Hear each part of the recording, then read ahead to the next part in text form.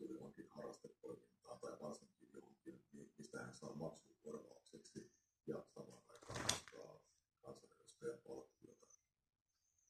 Mutta me olemme kokeneet eduskunnassa myös vähän huolestuttavaksi sellaisen ilmiön, että kansanedustaja tekee maksua vastaan sitoumuksia siitä, että hän ei osallistu eduskuntatyöhön. Esimerkiksi siksi, että hän joutuu tosi TV-kuvausten vuoksi olemaan pidemmän aikaa poissa. Ja se on periaatteellisella tasolla erittäin ongelmallinen tilanne.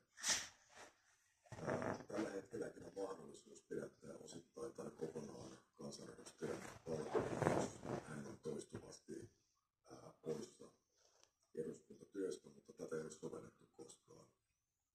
Ja siinä ehkä on muodostunut vähän sellainen tilanne, että kun kynnys on niin korkea, niin sitä ei voida koskaan soveltaa, jolloin se on käytännössä kuollut kirjain se mahdollisuus. Ja tästä pyydettiin asian perustuslaki-oppineen